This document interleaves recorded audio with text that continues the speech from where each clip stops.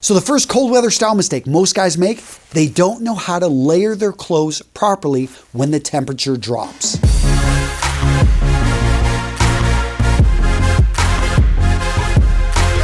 Seriously, the temperature drops to 50 degrees in California and people are throwing on winter parkas.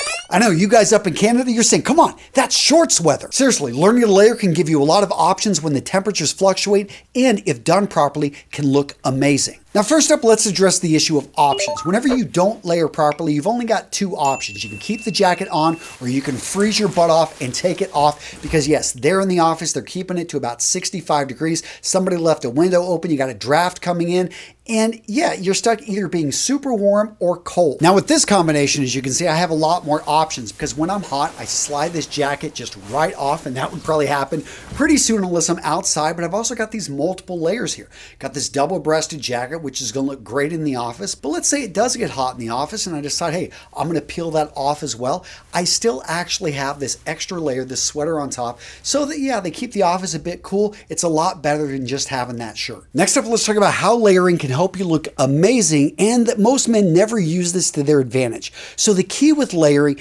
is understanding the subtle difference in textures and patterns. So when you look at right here, what patterns do you notice? The paisley right next to my face, helping to frame the face, and we have a solid, then we have a green with a bit of a texture, and that's what you notice. The texture right here in the corduroy, you've got those ribs, it's a cotton fabric, but it's not like the cotton that's right next to my skin. This cotton is nice and smooth, we've got a very tight weave, then we've got this wool right here with that very soft texture, and it's that combination right here, all close together, layered on top of each other, which just gives a really nice uniform look. People see it, they're like, wow, that looks just a great combination. Again, you've got options to be able to strip it off, to be able to cool down, to be able to heat back up. You want to throw on another layer.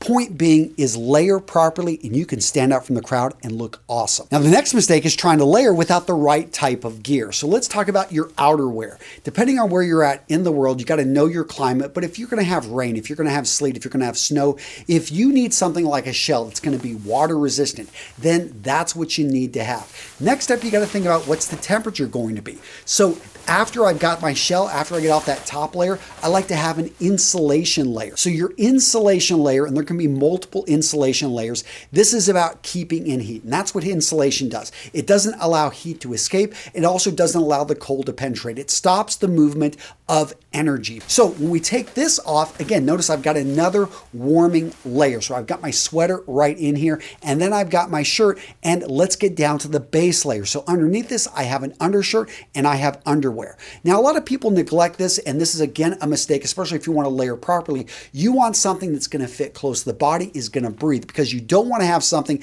that's restrictive. If you have just underwear or undershirts or long johns and they're not comfortable, that is a huge mistake. You're going to get burns. You're going to get hot spots and irritation, and that's not what you want. Now, when it comes to dress shoes, you guys know I love a leather sole. This right here is a great indicator of quality, but maybe look for an ability to get a rubber heel. And why would you want to go for that rubber heel? You're going to get more traction.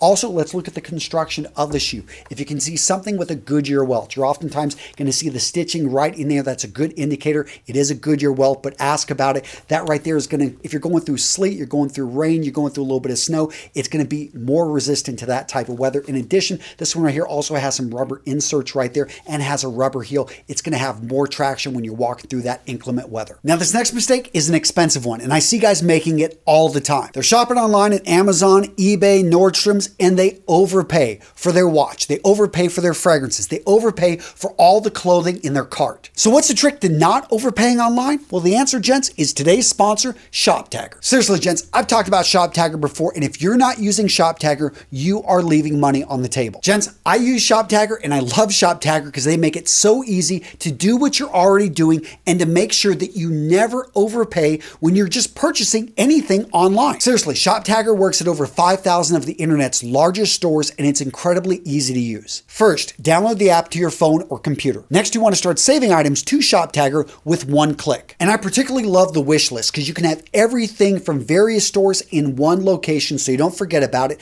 And you can tell the ShopTagger app, hey, I want to be notified when this is on sale, when it's back in stock, when it's in my size, when it's in my favorite color. And how does it always save you money? So it's got this really cool feature. Right before you check out, ShopTagger will scan the web for all the best discount codes out there. So you think, okay, I'm saving 15%. You're all excited. Well, guess what? Hit a button. ShopTagger will go out there. Oh, I can save 25%. In addition, they've got this new feature, this cashback feature, so you can be actually earning money when you're spending. Gents, like I said, I use ShopTagger. It's an amazing app, so grab it for free down in the description of today's video. Seriously, if you're not using ShopTagger, you are leaving money on the table. You might as well burn it. Don't do that. Send it to me. Point being, guys, grab that app. It's absolutely free. The next cold weather mistake I see, guys going for light colored clothing during the winter. And I get it, you want to stand out. And I'm not going to say anything if maybe you're on the West Coast, you're in sunny California and your winter, yes, 50 degrees,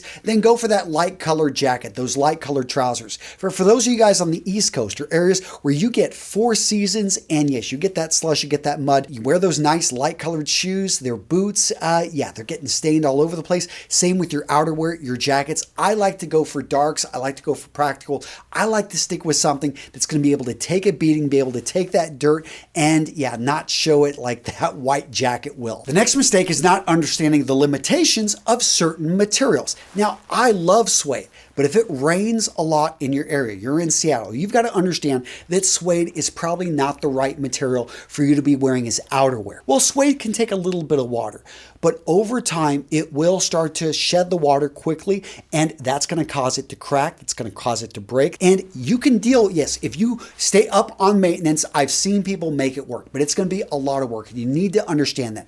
Instead, you want to go for something that's probably going to be more practical. Just a regular leather is going to be a better option, or maybe going for a synthetic material that is going to naturally breathe and also repel the water away. Seriously, just get a stylish rain jacket and be happy. And that's another mistake. They're not willing to spend the money on the proper outer gear. I showed you all those different shoes and boots. A lot of people balk at spending hundreds of dollars on good footwear. But here's the thing. That's the foundation of your outfit. And you're going to spend a lot of time, especially if you commute, walking. You might as well spend a bit more money, cry once, and get something that you take care of it. It's made with a Goodyear welt. It's got great traction on it, and it will be able to stand multiple seasons than buying something cheap that falls apart and gets ruined. The same with your outerwear, whether it be an overcoat, whether it be a really nice Mac or rain jacket. Find something that you just love the look of it, because that's what you want to focus in on, is how the jacket makes you feel, not just the price. I know price is important. Use ShopTagger and save money, but point being, guys, is really I want you to feel good. I want you to own less, and I want you to own better.